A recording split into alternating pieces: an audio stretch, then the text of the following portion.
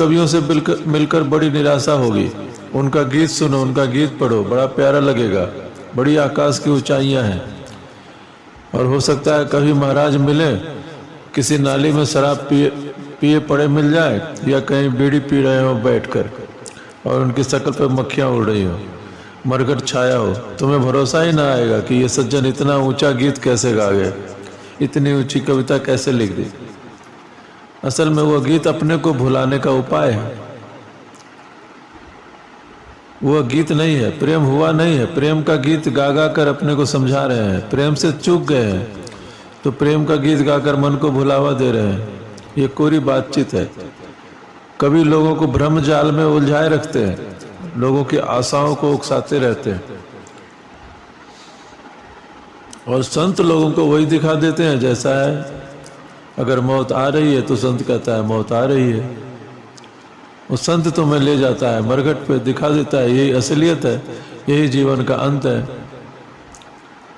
लेकिन तुम संत से नाराज होते हो क्योंकि वह तुम्हारी आशाएं तोड़ता है, और आशाएं तोड़कर तुम्हें बदलने का उपाय करता है। कवि से तुम नाराज नहीं हो पाते। कवियों का तुम सम्मान करते हो, नोबेल प्राइज देते हो। एक भी संत को नोबेल प्राइज नहीं मिली। संतों को सूलियां लगती हैं, संतों पर पत्थर फेंके जाते हैं, और कवियों को सम्मान मिलता है। कवि सिर्फ झूठ का धंधा करता है, उसका व्यवसाय झूठ है। वह झूठ को खूब सौंदर्य से प्रकट करता है, वह झूठ को खूब श्रृंगार करता है, झूठ को खूब रंग रोगन लगाता है, और ऐसा जीवित बना देता है कि सच जैसा मालूम पड़ने लगता है। और संत का ध्येय, संत का लक्ष्य सत्य को नग्न करके तुम्हें दिखा देना है। और जब तुम्हारे सामने सत्य दिखलाई पड़ता है तो अड़चन होती है। कभी अस्पताल जाओ तो हड्डियों का अस्थि पंजर, वहाँ उसका चित्र मिलेगा या उसका ढांचा मिलेगा। यही अपने भीतर है। घबराहट नहीं होती, घबराहट होती, लेकिन यही हालत हो जाने वाली है। और असलियत में यही हालत है। चमड़ी के भीतर यही छिपा है, अस्थि पंजर। और संत तुम्हारी चमड़ी उघाड़ कर तुम्हारे भीतर की सच्चाई जाहिर कर देता है। वह कहता है यही है तुम्हारा शरीर, यह तुम हो।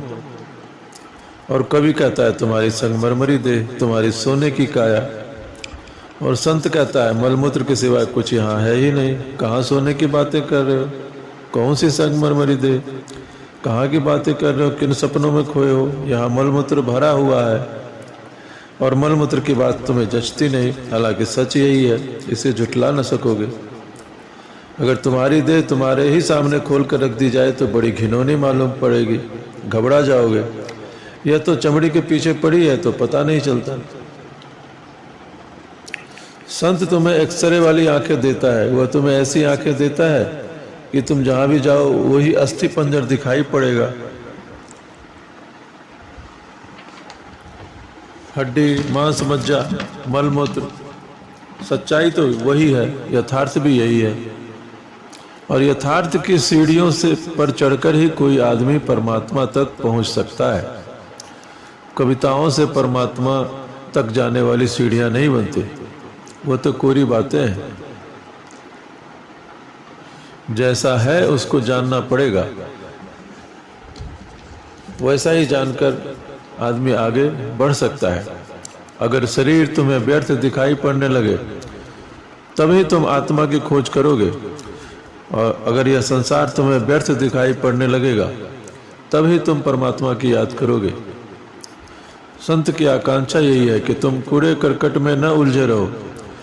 यहाँ हीरे जवाहरात भी छिपे हैं। अगर तुम कूड़े करकट को हीरे जवाहरात समझते रहे तो कब परमात्मा को खोजोगे, कब आत्मा की सत्यता जानोगे। कंकड़ पत्थर ही बीनते रह गए सागर तट पर तो मोती कब खोजोगे। अगर मोती खोजने हो तो कंकड़ पत्थर छोड़ने पड़ेंगे, और सागर में गहरी डुबकी लगानी पड़ेगी। जो गहरे जाता है वही पाता है, मगर पहले तो तट से छूट जाना बहुत जरूरी है। व्यर्थ को व्यर्थ की भांति जान लेना, सार्थक सबसे पहला कदम है